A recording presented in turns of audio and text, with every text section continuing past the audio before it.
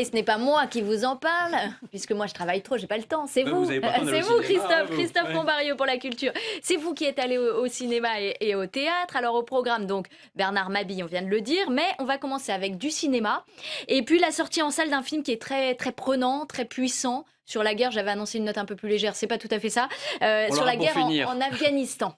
Absolument, il s'agit du premier long métrage d'un tout jeune réalisateur français de 30 ans.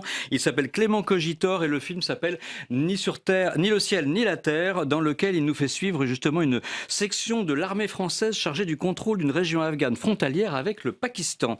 Ça se passe en 2014, pendant le retrait programmé des troupes françaises. Seulement la région supposée calme va être le théâtre voilà, d'événements absolument insensés, de mystérieuses disparitions de soldats qui échapperont même justement à la technologie militaire de pointe. Voilà.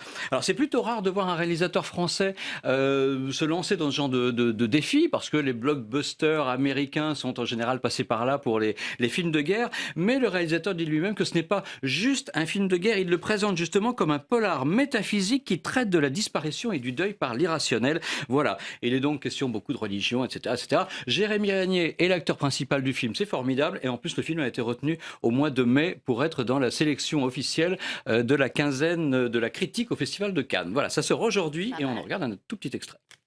Quand est-ce que ça a commencé? Quand les soldats sont arrivés? Non. Pas l'hiver plus. Non, bien avant.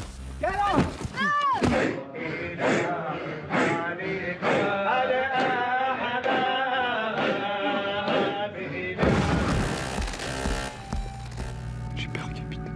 J'ai peur de ça.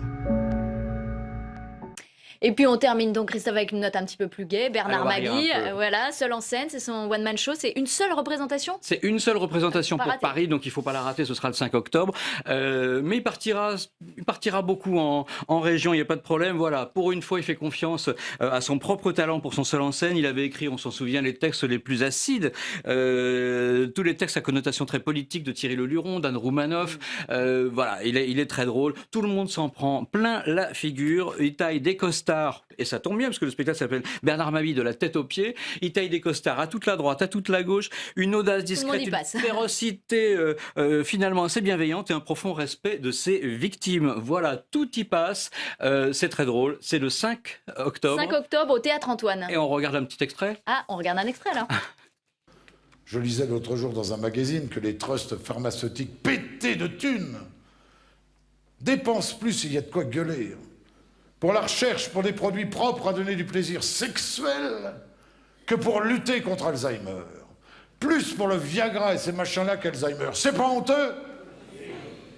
Dans 5 ans, j'aurai des érections terribles, je ne saurais plus à quoi ça sert. Vous avez choisi votre extrait, hein, Christophe? Je n'ai pas fait exprès. Eh ben merci. beaucoup. Bonne journée. C'était Christophe Combario pour la culture. Excellente journée à vous tous. Merci de nous avoir suivis.